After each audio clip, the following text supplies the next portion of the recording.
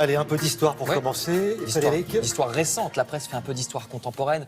Elle replonge dans les années 80 à l'occasion d'un hommage à Nancy Reagan, ex-première dame des États-Unis qui nous a quittés hier. Vous voyez le Parisien aujourd'hui en France. Son mari Ronald a été un des présidents américains les plus marquants du XXe siècle et du coup sa femme fut aussi l'une des First Lady les plus connues. Je ne suis pas sûr que vous vous rappeliez de Madame Nixon ou Madame Eisenhower, mais on se rappelle de Nancy Reagan qui avait, disent les journaux, une forte influence. La presse, comme ici le Figaro, se demande quelle fut d'ailleurs son influence exacte sur son mari, parce que politiquement ils formaient une véritable équipe depuis leur rencontre, alors qu'ils étaient tous les deux jeunes comédiens à Hollywood. Quand ils sont arrivés à la Maison-Blanche en 81, c'est ce qu'on a appelé à l'époque la révolution conservatrice. Vous savez, après Carter, ça revenait à des positions conservatrices très assumées qui seraient aujourd'hui parfois un peu controversées.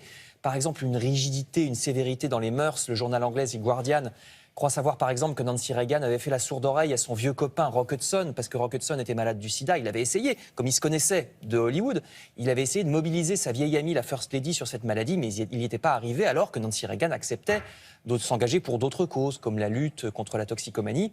Polémique à lire dans le Guardian et personnalité très marquante, en tout cas, que Nancy Reagan, qui avait 94 ans.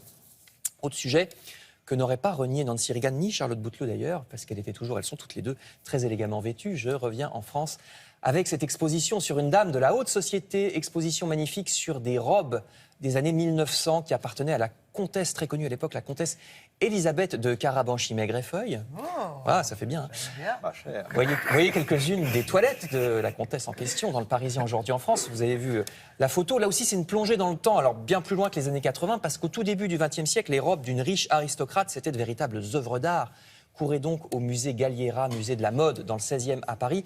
C'est du mardi au dimanche. Alors attention, parce que ça ne dure jamais longtemps, ces expositions-là à Galliera. Ça dure que 15 jours. Ça finit le 20 mars. Autre beauté du début du XXe siècle, la piscine de la Butte aux Cailles, toujours à Paris, superbe piscine Art Nouveau, et qui sera désormais, nous dit 20 minutes, chauffée grâce à des ordinateurs.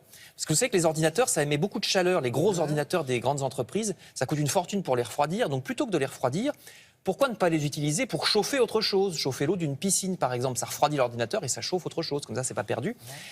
Système qui existe aussi, c'est installé dans le sous-sol, ça existe aussi à Lyon, dans un gymnase ou dans un HLM de Grenoble, donc vous lirez le journal pour voir ça, ça va sûrement se développer, nous dit 20 minutes. Enfin, je termine toujours avec la même époque, le début du XXe siècle, ne manquez pas la formidable exposition Modigliani, que nous rappelle le Figaro, 120 œuvres du maître italien au style si particulier. Je dis bien œuvres, parce qu'il y a aussi bien des peintures que quelques sculptures. C'est moins connu pour les sculptures Modigliani, mais il en a fait aussi quelques-unes.